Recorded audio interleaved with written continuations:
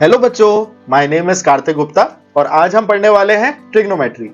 Trigonometry की last class में हमने ये सीखा था कि हम किसी भी रेशियो जैसे कि साइन, कॉस, टेन, कॉट, सेक, कोसेक की 30 डिग्री और 60 डिग्री पे वैल्यूज को किस तरीके से कंप्यूट कर सकते हैं। अगर अभी तक आपने उस वीडियो को नहीं देखा है तो आप ऊपर लगे आई बटन पे क्लिक करके उस वीडियो को अभी व्यू कर सकते हो। जैसा कि मैंने पहली क्लास में बताया था, हम 5 पर्टिकुलर एंगल्स के पे कॉन्सेंट्रेटेड है। 0 degree, 30 degree, 45 degree, 60 degree and 90 degree. इनमें से हमने 45 डिग्री, 30 डिग्री और 60 डिग्री ये 3 एंगल तो कवर कर लिए हैं। तो आज हम कवर करेंगे बचे हुए 2 एंगल्स, विच इज अगर थीटा की वैल्यू 0 डिग्री हो तो क्या होगा और थीटा की वैल्यू अगर 90 डिग्री हो तो क्या होगा। और एक्चुअली में इसके लिए बहुत ज्यादा कैलकुलेशन की रिक्वायरमेंट नहीं होगी, बस थोड़ा सा दिमाग लगेगा। आइए देखते हैं कैसे। सपोज करिए ये एक आपका राइट एंगल ट्राइंगल है। Let's say this is A, this is B and this is C. It is right angled at C और एंगल B जो है ये है हमारा एंगल थीटा। अगर थीटा की वैल्यू 0 होगी तो आप सोचिए कि इस राइट ट्राइंगल के साथ में क्या होगा। जैसे जैसे मैं थीटा की वैल्यू कम करते जाऊंगा, लेट्स सपोज हमारा ये बेस BC तो एज इट इज ही रह रहा है BC। सो जो सेकेंड डायग्राम मैंने बनाया है ABC ट्राइंगल में, उसके अंदर हम देख रहे हैं कि मैंने थीटा को और रिड्यूस कर दिया है कंपेयर टू डायग्राम 1 के कंपैरेटिवली 2 में थीटा रिड्यूस्ड है। 1 में थीटा कुछ ऐसा था, यहां पे अब थीटा छोटा हो गया है। इसके छोटा होने के साथ में मैंने ये भी देखा कि ये जो AB यानी कि जो हाइपोटेनस थी इसकी लेंथ कम हो गई है और इसकी लेंथ कम होने की वजह से ये थोड़ी सी श्रिंक भी हो गई है और नीचे की तरफ जा रही है। सिमिलरली अगर मैं इसको और नीचे थीटा को लेके जाता हूं यानी थीटा की वैल्यू और कम करता हूं तो इस लाइन यानी कि इस हाइपोटेनस AB की वैल्यू और गिर जाती है। जैसे जैसे थीटा को मैं 0 की तरफ लेके जाते जाऊंगा, ऑटोमेटिकली क्या होगा कि आपका जो हाइपोटेनस है वो छोटा होता जाएगा, क्योंकि उसको अल्टीमेटली जो परपेंडिकुलर है उसको बेस के साथ में 90 डिग्री का एंगल तो मेंटेन करके ही रखना है, अदरवाइज वो एक राइट ट्राइंगल ही नहीं रहेगा। तो ऐसे में इस नीचे गिरती हुई हाइपोटेनस को सपोर्ट करने के लिए इसकी जो एक्स्ट्रा लेंथ है उसे क्लिप करते रहना होगा।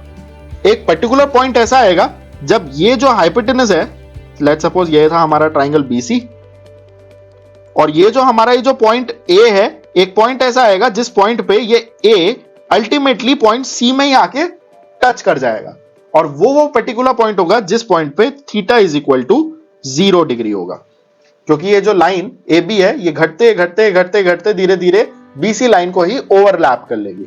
और ऐसा करने से जो हमारे पास में परपेंडिकुलर, बेस और हाइपोटेनस की वैल्यू निकल के आएगी वो बड़ी इंटरेस्टिंग से आएगी। जो हमारा बेस होगा वो तो हमारा BC रहेगा, राइट। जो परपेंडिकुलर है, परपेंडिकुलर की जो लेंथ है वो इस केस में 0 हो जाएगी। और 0 क्यों हुई? क्योंकि अगर हम ध्यान से देख रहे हैं तो जो हाइपोटेनस है वो बेस BC के ऊपर ही ओवरलैप कर रहा है और परपेंडिकुलर क्या होती है इस ट्राइंगल की हाइट। सो दैट मींस इस ट्राइंगल में कोई हाइट ही नहीं है and that is why perpendicular is 0। और हाइपोटेनस क्या होगा? Hypotenuse will also be equal to BC होगी, it is will be equal to AB, लेकिन AB और BC बिल्कुल एक दूसरे के इक्वल हो जाएंगे क्योंकि वो एक दूसरे को कंप्लीटली ओवरलैप कर चुके हैं। तो ऐसे में देखिए हम किस तरीके से साइन ऑफ एंगल 0 निकाल सकते हैं। Where theta is equal to 0 degree, this will be equal to perpendicular upon hypotenuse. Perpendicular is 0, hypotenuse is BC and 0 upon anything is 0। So sine of 0 degree 0 के इक्वल होता है। अब बात करते हैं कॉस ऑफ 0 की। cos of 0 डिग्री होगा base upon hypotenuse. Base is what? BC upon hypotenuse is what? Hypotenuse is also BC। तो BC से BC कैंसिल हो गया, so what we get is 1। तो साइन ऑफ 0 तो होता है 0 और cos ऑफ 0 होता है 1। सिमिलरली tan ऑफ 0 क्या होगा? tan of 0 that will be equal to perpendicular upon base. अब परपेंडिकुलर है 0 और बेस है BC, so this will again be equal to 0। ये तो हुए 3 रेशियोज। अब बात करते हैं cot थीटा की। cot theta at theta equal to 0 that will be equal to base upon perpendicular या 1 upon tan थीटा।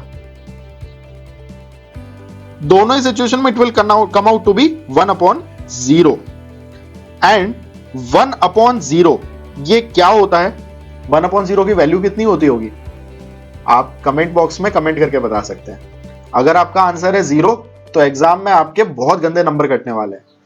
किसी भी फ्रैक्शन में अगर जो डिनोमिनेटर है वो 0 होता है तो वो फ्रैक्शन डिफाइन ही नहीं हो सकता, the fraction is undefined. So that is why cot of 0 degree की वैल्यू अनडिफाइंड होती है। अनडिफाइंड मतलब कॉट ऑफ 0 डिग्री आप कैलकुलेट ना तो कर सकते हो और ना आपका टीचर आप कॉट ऑफ 0 डिग्री कैलकुलेट करने के लिए आपके मार्क्स काट सकता है। So cot of 0 degree is undefined. Similarly sec of 0 degree निकालना है तो that will be equal to 1 upon cos of 0 degree, which is 1 upon cos of 0 is 1, so sec 0 is also 1. और cosec of 0 is 1 by sin of 0. sin of 0 था, जैसा हमने देखा था, it was 0, so that is why 1 upon 0 this will also become undefined. So 0 degree के लिए cot of 0 degree और cosec of 0 degree ये दोनों ही वैल्यूज डिफाइन नहीं होती है। तो ये तो हो गई बात when theta was equal to 0 degree. Now what if theta is equal to 90 degrees? अब वापस से वही एग्जांपल उठाते हैं। Let's say this was a triangle ABC, ये था हमारा एंगल थीटा। अब सपोज करिए ये थीटा को मुझे 90 डिग्री बनाना है। 90 डिग्री बनाना तो मैं क्या करूंगा, थीटा की वैल्यू को बढ़ाता जाऊंगा। अब इसको मैं थीटा की वैल्यू को लेफ्ट हैंड साइड पे तो इंक्रीज कर नहीं सकता। क्यों? क्योंकि इस ट्राइंगल का ऊपर का मुंह खुल जाएगा and then it will not be a triangle. तो हमें क्या करना पड़ेगा, हमें जो इसका हाइपोटेनस, उस हाइपोटेनस को स्लाइड इन करना पड़ेगा परपेंडिकुलर की तरफ, यानी कि हम उसको सरकाते जाएंगे परपेंडिकुलर की तरफ और जो एक्स्ट्रा लेंथ होगी उसको क्लिप करते जाएंगे। क्योंकि जब हाइपोटेनस परपेंडिकुलर के साथ में कंप्लीटली अलाइन हो जाएगा तब हमारा ये जो थीटा एंगल है ये भी बढ़ते बढ़ते बढ़ते बढ़ते it will also touch 90 degrees, जिसको अगर हम प्रैक्टिकली भी देखें तो वो सेंस बनाता है। Let's say this was your side AC, this was your side BC, और अब हमने क्या करा, इस थीटा को थोड़ा सा बढ़ा दिया है। ये थीटा इसके कंपैरेटिवली बढ़ गया है, लेकिन इसकी वजह से क्या हुआ, ये जो साइड AB थी ये थोड़ी सी लेंथ में छोटी हो गई है। जैसे जैसे हम इसको आगे बढ़ाते जाएंगे वैसे वैसे AB की लेंथ कम होती जाएगी। कब तक? जब तक कि ये AC और AB एक दूसरे के साथ में कोइंसाइड नहीं कर जाते, यानी कि पॉइंट B और पॉइंट C दोनों एक ही जगह पे आ जाएंगे। सो ऐसे में हमारा जो परपेंडिकुलर है that will be equal to AC। Perpendicular अभी भी AC रहेगा। बेस, क्योंकि बेस की लाइन पूरी की पूरी हम कह सकते हैं कि शफल होकर के नहीं AC के ऊपर ओवरलैप हो गई है, that is why base will be 0 in this case. और जो हाइपोटेनस है, hypotenuse will also be equal to AC, क्योंकि हाइपोटेनस पूरी तरीके से AC के ऊपर आ चुकी है। सो अगर हमें यहां पर वैल्यू निकालनी हो साइन ऑफ 90 डिग्री की, that will be equal to perpendicular upon hypotenuse.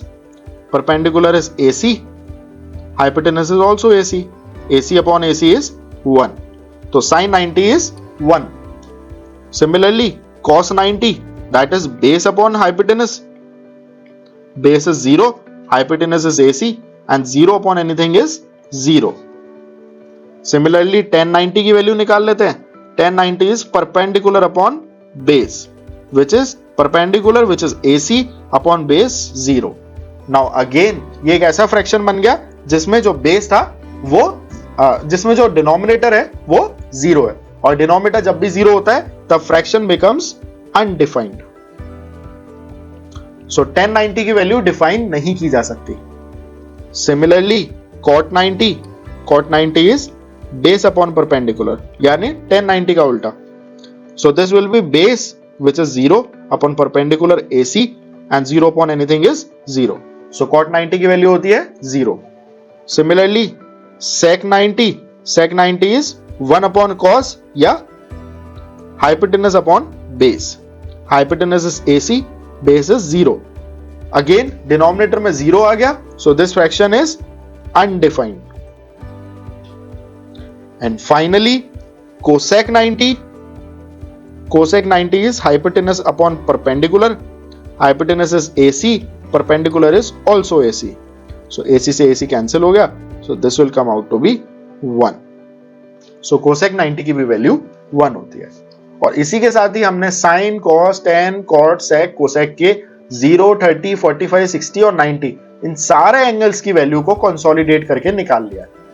अगली क्लास में अब हम इन सारी वैल्यूज को एक टेबल में रख के देखेंगे और साथ ही में इनको याद रखने की एक शॉर्ट ट्रिक भी याद करेंगे। So stay tuned and don't forget to like and share our video and subscribe our channel. Thank you.